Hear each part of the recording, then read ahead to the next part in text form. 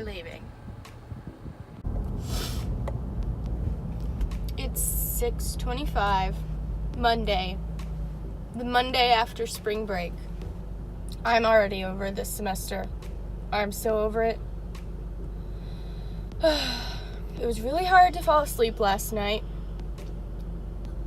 I don't know how many hours I slept because I told myself I was not going to look at what time it was. But I had to pee like 5 million times, and then I just couldn't fall asleep. I have 12 days left student teaching. And it's cold and the time has changed, and so it's super dark and the sun's not going to come up until after I've already gotten to school, and I'm not feeling it. Here we are. I don't have to go in until 7:15 and it's 7:10, so I'm just going to sit here in the car. Meh.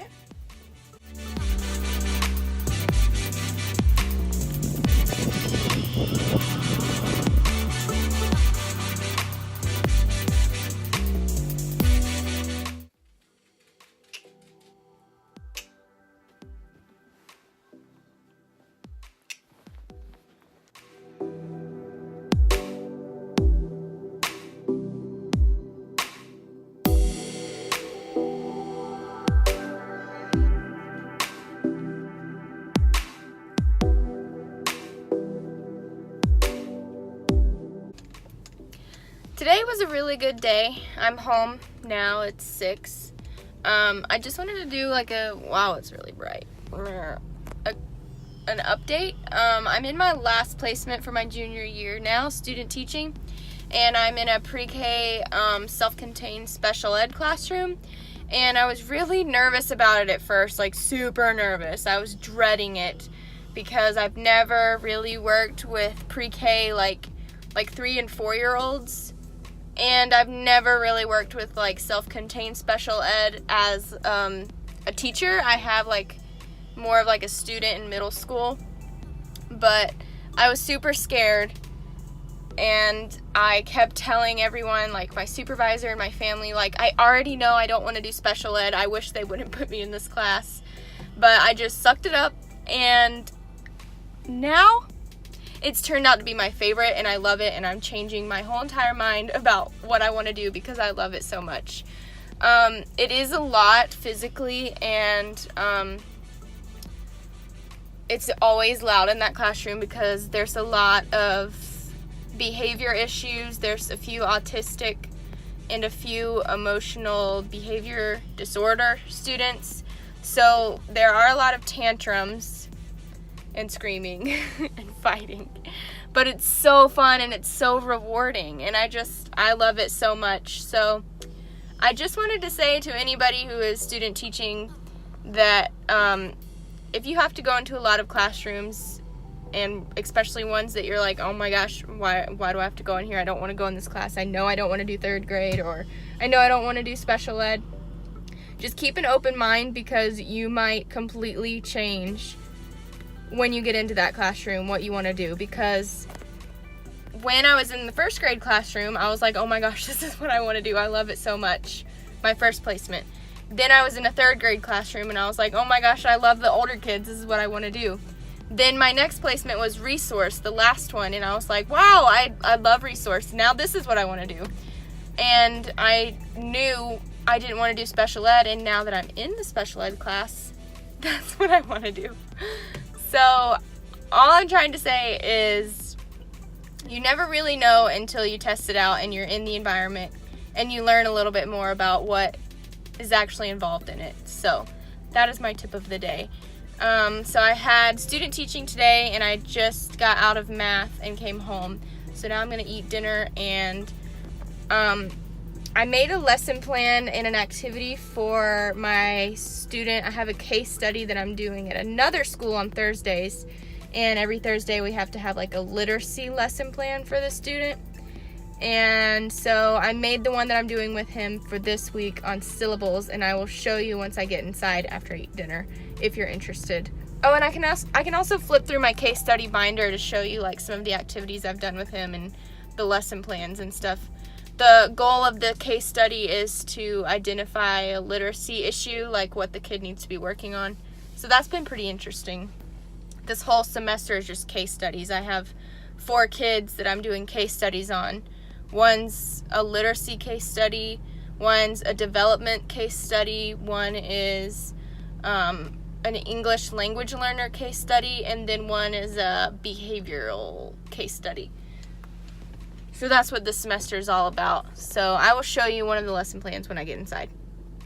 Oh, here's one of my lesson plans for this week. So this is the lesson plan template that we have to use for this class. We have to start out with a familiar reading, which is usually just a book they choose, they bring from their class. I let him read it, we talk about it. And then here, the word work, we have to choose a standard, a first grade standard. So this week I'm doing basically just syllables. We're doing syllables this week. So I explained to him what a syllable is. So then we'll do like a worksheet that kind of goes along with the standard. So the worksheet I have picked out for this week is this, where he will cut out these pictures and say the word. So like motorcycle, he'll count the syllables and then sort it here and then count them. And then on the bottom, he draws a picture of a word with the correct number of syllables. So I thought that was cute. And then for more practice and also to take up time, we'll probably play this game. And basically when I'm doing this with this kid, I want it to be interesting, but also I do little things that just take up some extra time because we have 40 minutes. So this game is called the syllable race. So we'll have little like buttons as game pieces, and we'll both have our own. So we'll put it on start. Or no, we'll both put our game pieces here. Yeah. So then we have these little cards that have objects on them, and there are some like harder words, but basically you pick one, you say the word duck, you clap out the syllables, and that's how many spaces you move, and then we'll do that until somebody wins. And just to take up some extra time, I have this container of black beans that I've been using with this kid because I can tell he's like super bored after a little while. So if you just get something like this, like if you have an activity with stuff like this, you laminate it, get a container of black beans, and voila, you just put a bunch of them in there, and then they have to dig to pick their card, which they think is super duper fun. So that's a fun idea. So then after we play that game, maybe we'll do it like 2 or 3 times. Then I have to do a new reading with him, so I have to pick another first grade reading standard. So this one's comparing and contrasting different characters, and we're going to be doing Stella Luna, because Stella Luna is about a bat who lives with birds for a little while, so I thought it would be kind of fun to compare them. So we have to like map out what pages we're going to say what to them to go along with the standard. So that's pretty much it. Usually each week we have like testing to do on them, like reading testing to like test their reading levels and their spelling levels, but we actually finished what we needed to do the week before, so we don't have any assessments to do, which he'll be thrilled about because he hates them, and I hate them too because they're pretty boring. But that's what this case study is about. So I have to have a binder put together with like all the things I've done with him. Then at the end we put it together and do like a long analysis about our conclusion basically. So I'll show you my binder. I'll just kind of flip. But if you want me to go more in depth with like what a case study is and what you have to do and how you put it together, I can do that in another video if you're interested. This is the cover of the case study. I just have the name of the course.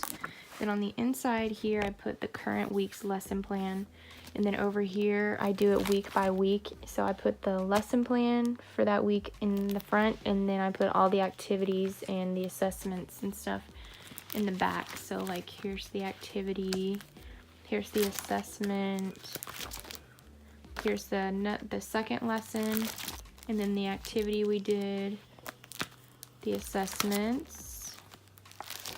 these assessments are so boring for them. This is the third lesson plan, the activity we did. I used the bean box for this one too. The assessment that we did. Oh, that's the fourth lesson. The fifth lesson that we did, and the activity here. And the more assessments. This was just one giant packet of reading assessments. So then by the end, I'll have this all filled up, and then I'll have like an analysis of my conclusion. And I'm doing that for 4 kids. 4 kids. Welcome to Wednesday. I woke up 23 minutes late this morning. It's just been one of those mornings. I'm having popcorn for breakfast. Also, I've been driving for 5 minutes and my Bath & Body Works scent thing on my visor fell off into my lap and almost gave me a heart attack.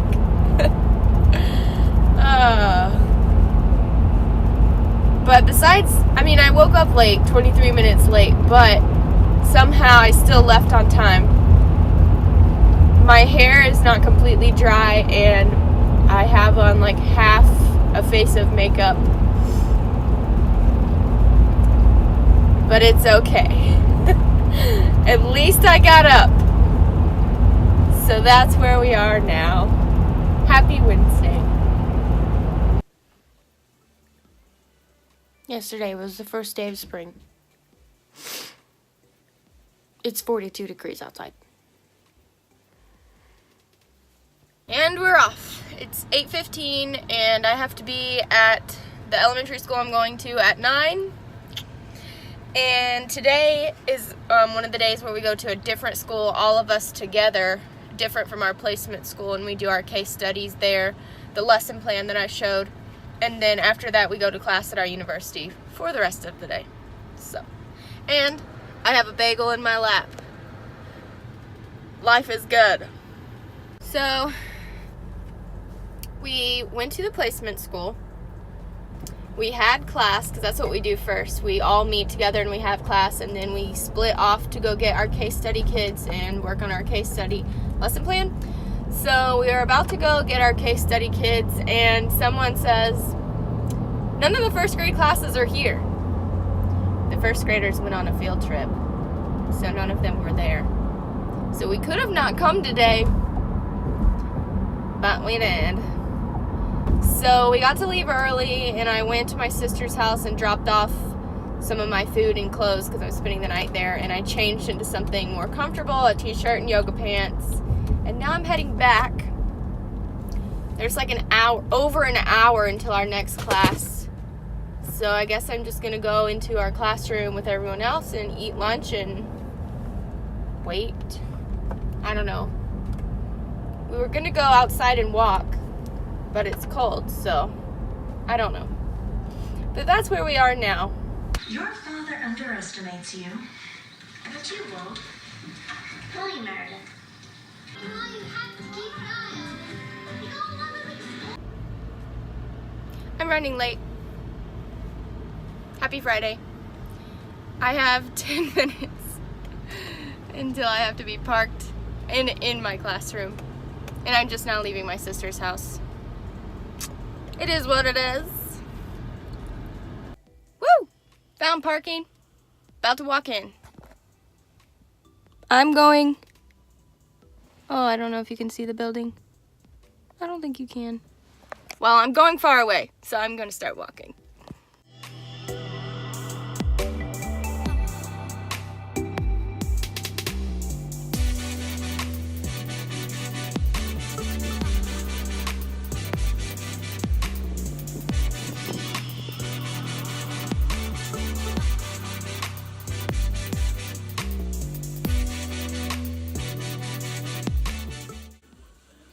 Just a casual Friday night of reading.